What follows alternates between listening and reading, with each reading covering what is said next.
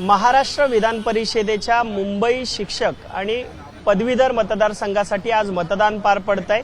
याच संदर्भात बोलण्यासाठी माझ्याबरोबर शिवसेना उद्धव बाळासाहेब ठाकरे गटाचे नेते सचिन अहिर आहेत। अहिर साहेब, आज मतदान पार पडतंय, ही निवडणूक किती आव्हानात्मक होती तुमच्यासाठी, काय सांगाल? कुठची निवडणूक असेल तर ती आव्हानात्मक असते, परंतु गेल्या अनेक वर्षाचा या निवडणुकीमध्ये दांडगा अभ्यास पक्षाचा एक कॅडर आहे जो लोकांपर्यंत नोंदणी करेपर्यंत तर मतदानपर्यंत आणण्यापर्यंत असतो।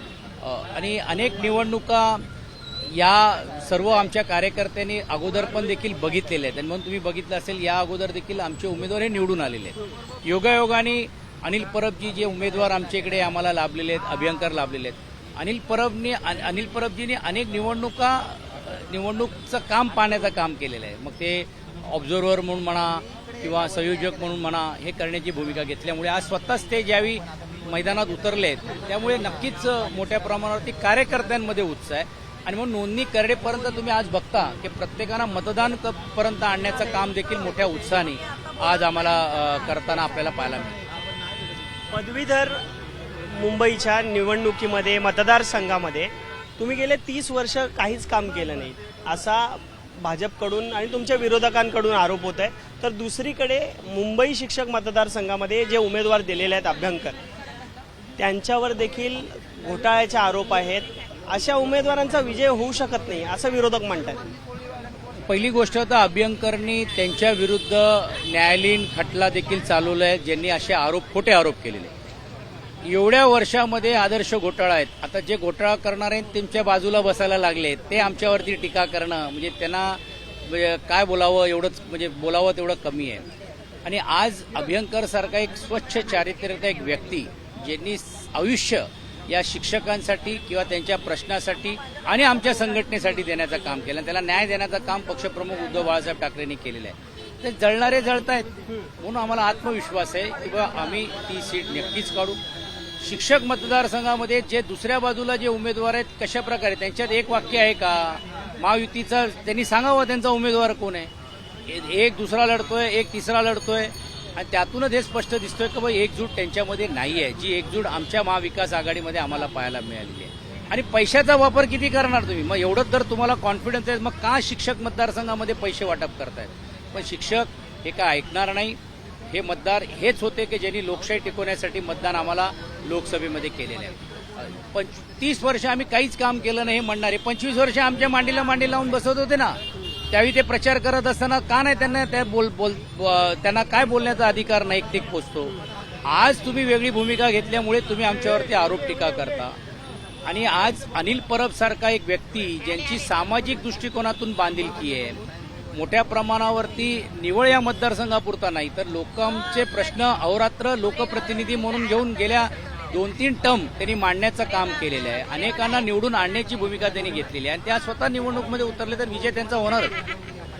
दुसरा प्रश्न असा, रेसकोर्सची 120 एकर जागा होती ती आता मुंबई महापालिकेला मिळणार आहे। राज्य सरकार तशी मंजुरी लवकरच मिळणार आहे अशी माहिती मिळते।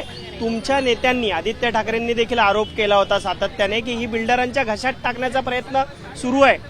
तुम्ही बघितलं असेल की मुंबईमध्ये कोस्टल रोड असेल, ट्रान्स हार्बर लिंक असेल, घाईघाईने सत्ताधाऱ्यांना माहिती आहे की सत्ता आमच्याकडे राहणार नाहीये, हे मलिदा खायला आता आम्हाला मिळणार नाही म्हणून घाईघाईने हे सर्व प्रकल्प लादण्याचं काम मुंबईकरांवरती केलं जातंय। याही आपण पाहिलं असेल की रेसकोर्समध्ये स्पर्धा चालली आहे किती लवकर आपण आणू। आणि तुम्हाला माहितीसाठी सांगतो, जबाबदारीने सांगतो, कोस्टल रोडला ग्रीन पॅच किंवा आपण ग्रीन ट्रिब्युनलमध्ये आपण सांगितलंय की 56 एकर आम्ही ग्रीनरी आणणार आहोत, त्याच्यातला पूर्ण पैसा तिकडचा काढून हा रेसकोर्सच्या फंडासाठी तिकडे उपलब्ध करून महानगरपालिकेने दिलेला आहे की त्यांना घाईघाईने टेंडर काढायचं आहे। पण असे तुम्ही कितीही टेंडर काढा, काही करा, सरकारमध्ये आल्यानंतर हे सर्व टेंडर रद्द केले जातील आणि लोकांना विश्वासात घेऊन नेमकं काय पाहिजे तिकडे अम्युजमेंट पार्क फक्त काही बिल्डरदारची लोकांना तिकडे करायचं, तिकडे SRAची योजना करायचं पण देखील योजना आहे महानगरपालिकेचा। म्हणजे उद्या रेसकोर्समध्ये तुम्ही आता बिल्डिंग टावर्स व्हायला लागलेत म्हणजे मग मोकळा श्वास आणि मोकळ्या जागा हे राहणार कोणासाठी आहे? तर हा जो प्रकार चाललेला आहे हे निंदनीय, घाईघाईने या ज्या गोष्टी होत आहेत, किती घाई करू द्या, मुंबईकरांचा पैसा आम्ही त्यांना लुटू देणार नाही. आणि म्हणून सन्मान्य आदित्य ठाकरेजींनी सांगितल्याप्रमाणे लोकांच्या समोर प्लॅन ठेवला जाईल. लोकांना काय हवंय, लोकांना नेमकं काय पाहिजे, याच्यात त्यांना विश्वासात घेऊनच ह्याच्यावरती करेल. जागा मिळते याचा आनंद आहे आणि हे काय नवीन भूमिका नाही, आम्ही भूमिका मांडत होतो. पण ती जागा कशासाठी वापरली जाते, ती जागा नेमकं वापरत असताना ती मुंबईकरांना मिळणार आहेत की काही लोकांना तिकीट घेऊन तिकडे अम्युजमेंट पार्क किंवा बाईकची या गोष्टी जे करायचे आहेत.